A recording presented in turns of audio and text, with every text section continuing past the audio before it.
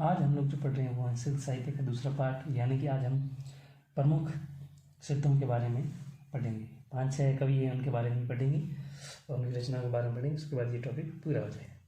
तो सबसे पहले हम बात करेंगे 1 नंबर पे सरप्पा।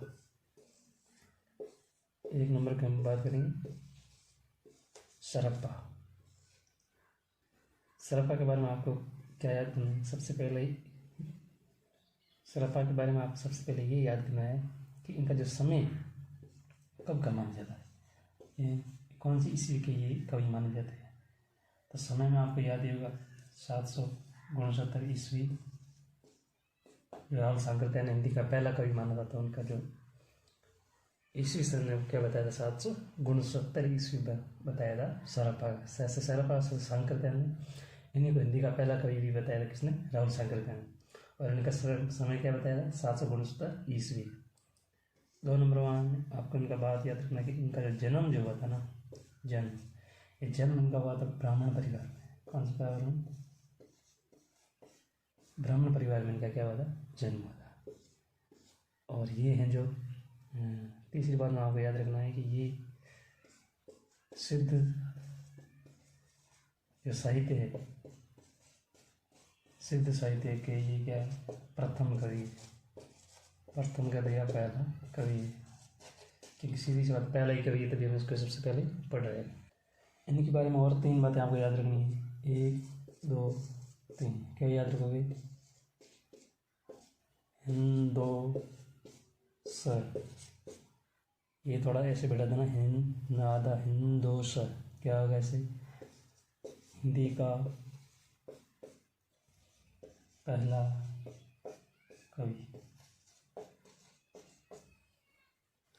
हिंदी का क्या है? पहला कवि। इन्हें हिंदी का पहला कवि माना जा रहा है और सारे विद्वान इस बात से सहमत है। जो कि इनको हिंदी का पहला कवि किसने माना था? राहुल सांकृत्यायन ने माना था। दोहा और चौपाई। दूसरी बात यह है कि दोहा और चौपाई जो है इसके प्रथम प्रयोग करता है। प्रथम क्या है? प्रयोग करता है। दोहा चौपाई का जो पहली बार जो प्रयोग किया था वो इन्होंने ही किया था। सहज्ञान जो शाखा है ना, उसके ये क्या है? प्रवर्तक है। प्रवर्तक कह दो या संस्थापक कह दो, कौन? सरप्पा ही है सहज्ञान शाखा की। तो हिंदोस, हिंदी से हिंदी का पहला कवि। दोहा और चौपाई का प्रथम प्रयोग कर और सहज्ञान शाखा के ये क्या है? प्रवर्तक है। बात की रचनाओं की बात करें, रचनाएं इनकी कुल रचनाएं जो है, इनकी रचनाएं जो है कुल कितनी मानी जाती है? 32। एक ट्रिक है आपको, देखो ये स और एक आगे कणप आएगा।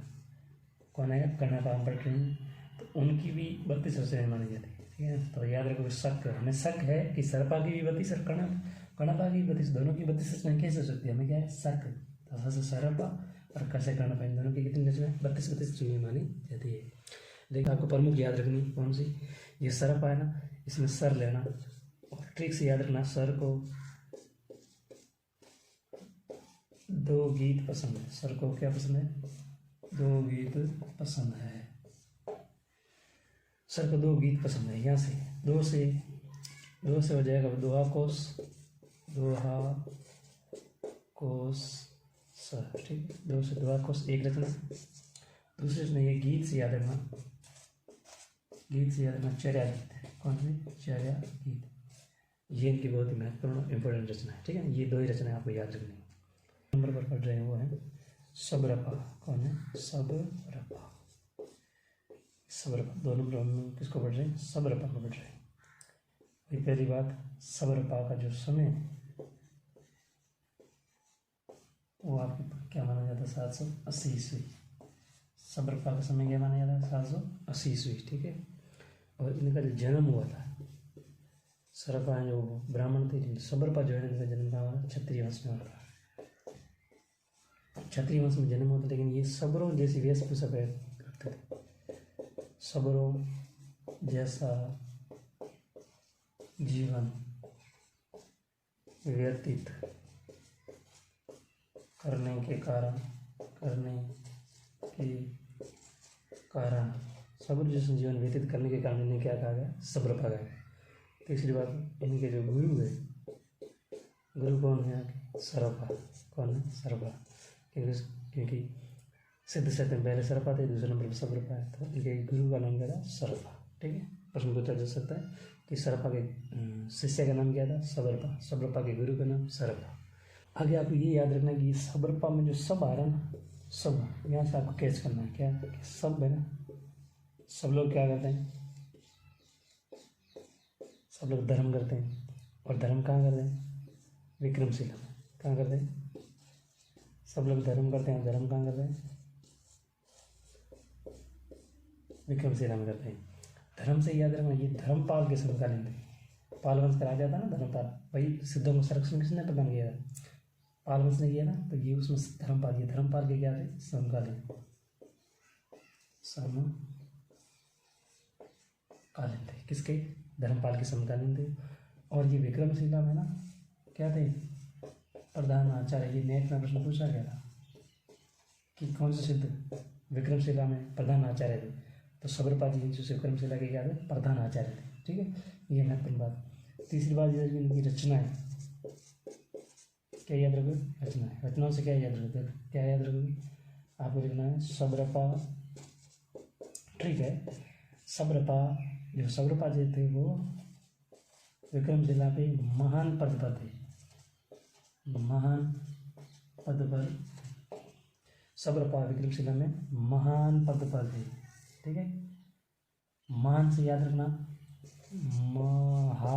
महान से महामुद्रा, महामुद्रा वज्र गीति, महामुद्रा वज्र गीति, यानी महा से महामुद्रा वज्र गीति।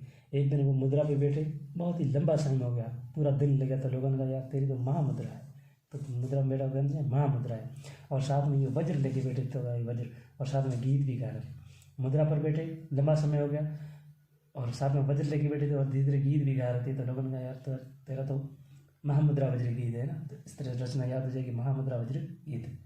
और वज्र गीत से याद रखना, वज्र योगिनी, वज्र योगिनी। ये रचना है इतनी इंपॉर्टेंट नहीं है, लेकिन ये बहुत ही महत्वपूर्ण है। एक रचना ये। दूसरी आपको यहाँ से याद रखनी, पद से याद रखना, पद है, पद के आगे लगा देना चेहरा पद, चेहरा पद।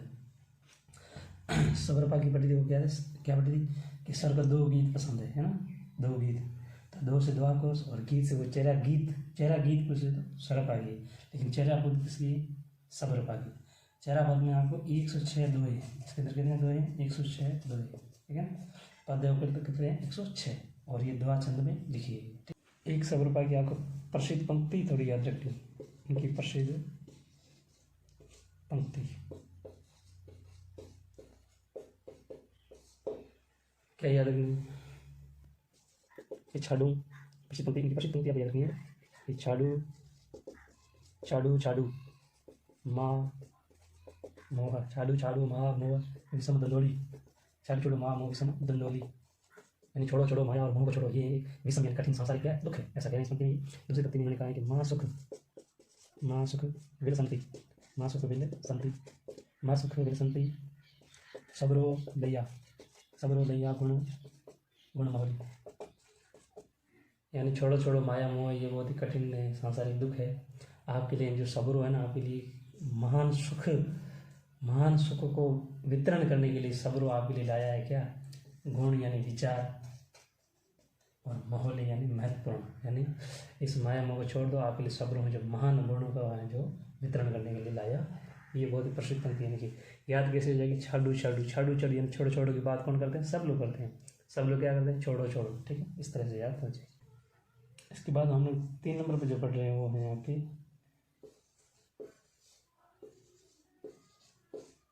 लोईपा। कौन है? लोईपा। लोईपा का जो समय वो है आपके 773 इस का समय। किसने माना है?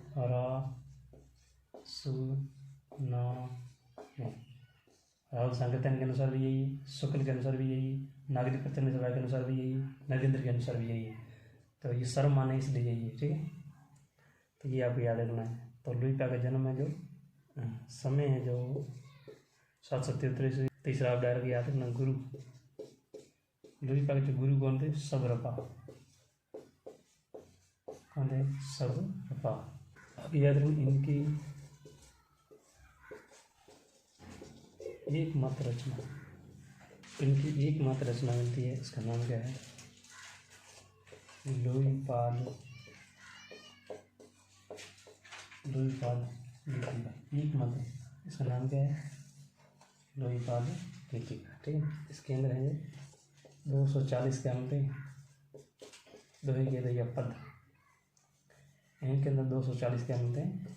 पद मिलते हैं। ठीक है, और ये एक खंड काव्य है। क्या है? खंड काव्य।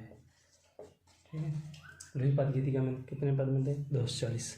और ये कैसा काव्य है? खंड काव्य है। ठीक है, और इसमें खास बात ये है कि वाणी का था, वाणी बढ़िया, और वाणी के माध्यम से, वाणी के माध्यम से, वाणी का था ना बढ़िया, वाणी के माध्यम से, वाणी के माध्यम से सहज यानी सरल, वाणी के माध्यम से सहज या सरल जीवन के महत्व को समझाया गया है, महत्व को समझाया गया है। ठीक है, होता है एक वणिक होता है और बहुत सारा पैसा इकट्ठा करता है, बाद में उसका जो पुत्र होता है वो इसी वणिक को मार करके उसका सारा धन दे देता है। तो इसलिए इसने ये समझाया गया कि ज़्यादा से ज़्यादा धन को इकट्ठा न करें। ये जो है ना 84 जो सिद्ध है ना, उनमें से 84 सिद्धों में श्रेष्ठ किस्में थे, तो 3 भाग, र और सा। उसी ने 84 सिद्धों में श्रेष्ठ या ऊंचा स्थान प्राप्त है। नहीं, 84 सिद्धों में सबसे श्रेष्ठ या ऊंचा स्थान किसका है? लुईपाल का है। पूछा जा सकता है कि 84 सिद्धों में सबसे श्रेष्ठ या ऊंचा स्थान प्राप्त हो कौन से सिद्ध को है? लुईपाल को है। र सा से याद रखना, र से याद रखना है। 84 सिद्धों में श्रेष्ठ रहस्यात्मक जो कवि है वो कौन है? लुईपाल। तीसरी बात आपको याद रखनी है, 84 सिद्धों में जो है आपके साधनात्मक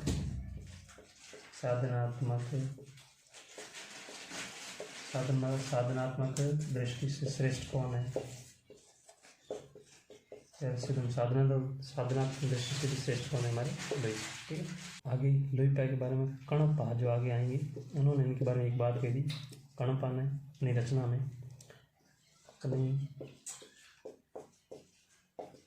कणप्पा की रचना जिसका नाम है चर्या, जो आगे हम पढ़ेंगे, चर्या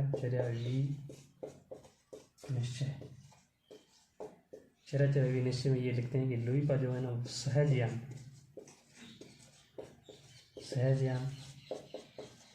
शाखा के प्रथम आचार्य है।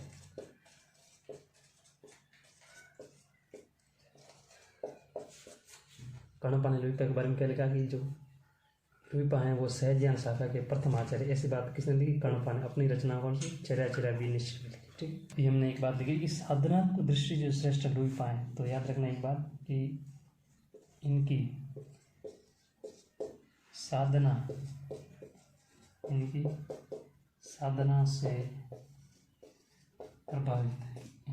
से प्रभावित होकर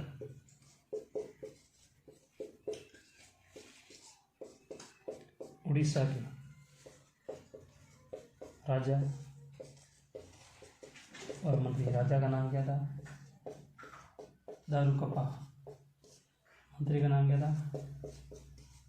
डेंगीपा। ये दोनों हैं जो इनके क्या बन गए थे? शिष्य बन गए। किसके? लुईपाल के क्या बन गए थे? शिष्य। यानी लुईपाल की साधना से प्रभावित होकर उड़ीसा के राजा दारुकप्पा और उनके मंत्री, इन राजा के मंत्री डेंगीपा, ये दोनों हैं जो लुईपाल के क्या बन गए थे? शिष्य बन गए थे। याद कैसे रखोगे? ऐसे रखना कि उड़ीसा में जो दारूडे, लुई ने उड़ीसा में जाके क्या बोला? तो क्या थे? दारूडे। लुई ने उड़ीसा में जाकर बोला दारूडे। तो इस तरह से ये क्या हो जाएगा? याद हो जाएगा। का आ तरुवर पंचविदान, का तरुवर पंचविदान, चंचल चिया पैठा का, चंचल चिया पैठा, चंचल चिया पैठा का दूसरी लाइन में है दिड करिए मासु परिणाम, दिड करिए, दिड करिए मासु परिणाम, मासु परिणाम, दिड करिए मासु परिणाम। लोई भणई गुरु पूछिए जान, लोई भणई, लोई भणई गुरु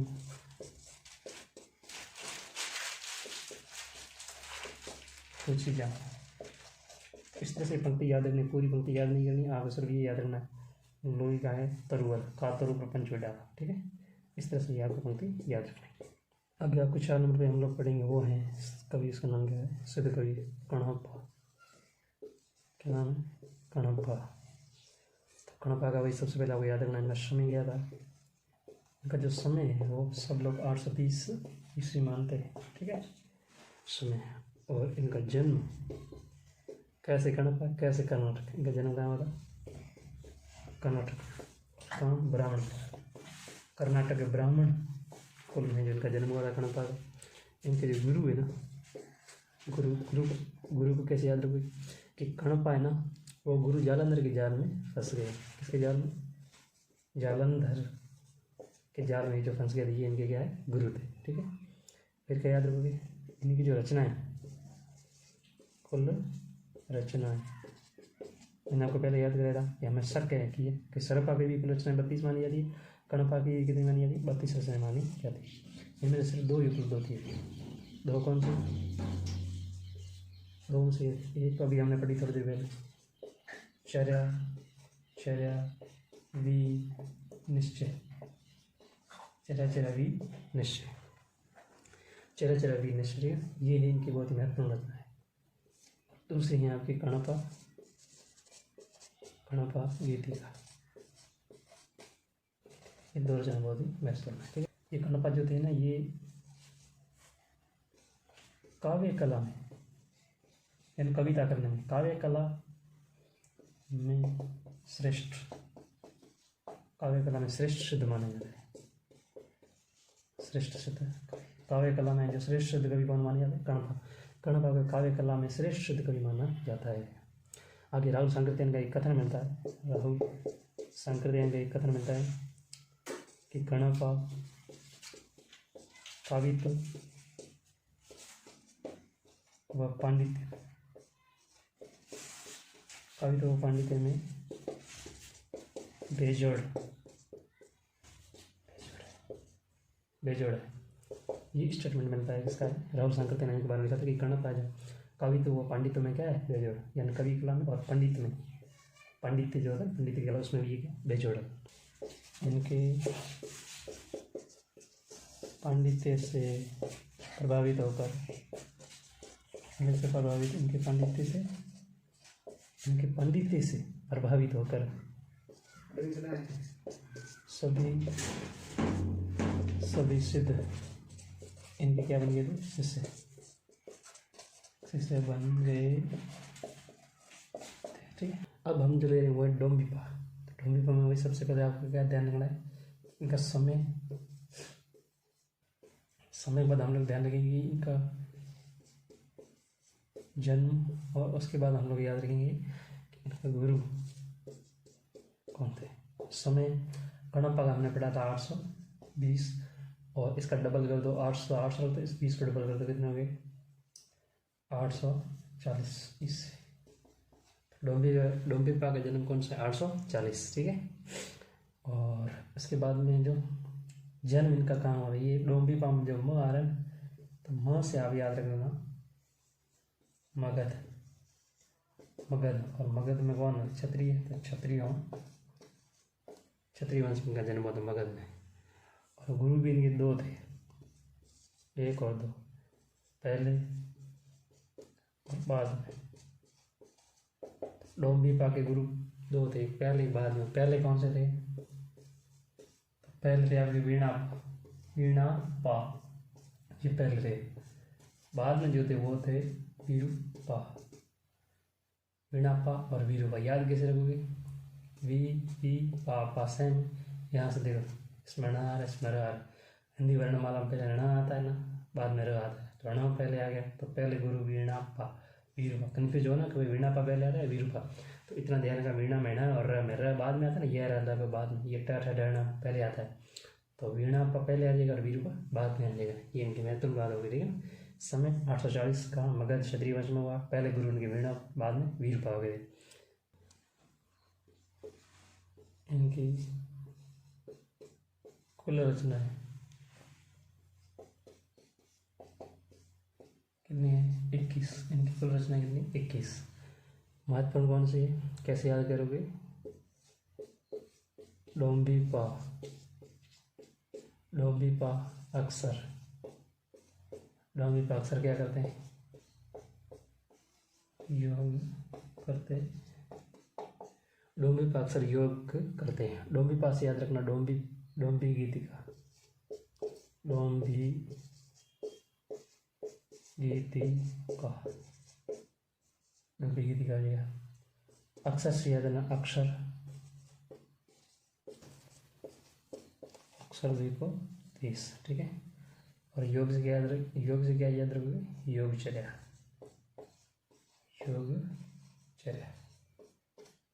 इनकी रचना होगी योगचर्या, ठीक है। और इसमें से ये याद रखना कि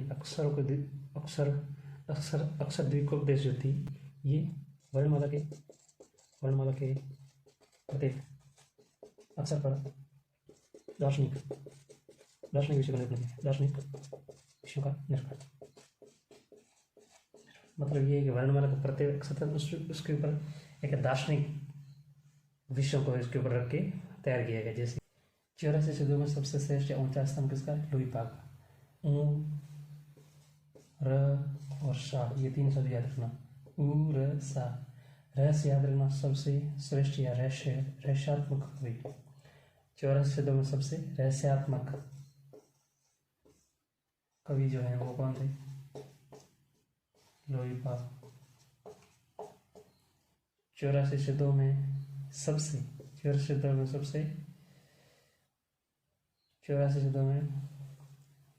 में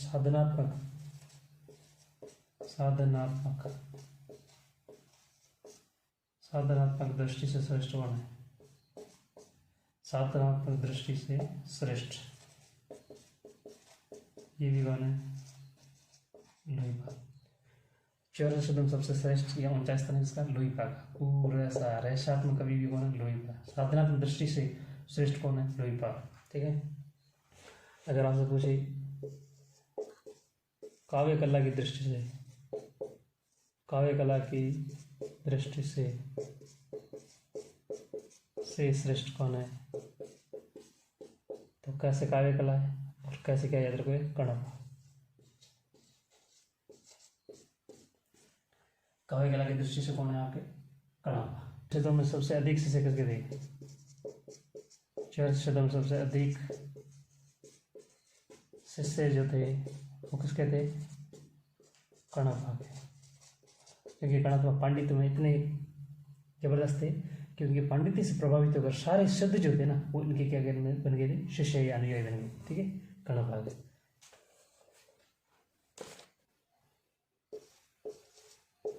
गुरु जो है ना, गुरु को ना पता है? सरसल्लू जो है ना हमारे, वो क्या है? हमारे गुरु है। ये ट्रिक से याद है। गुरु परंपरा में क्या याद करोगे? हमारे जो गुरु कौन है? सरसल्लू। सर से सरपा, स से सवरपा और लू से लोईपा। सरसल्लू हमारे क्या है? गुरु। सरसल्लू हमारे क्या है? गुरु।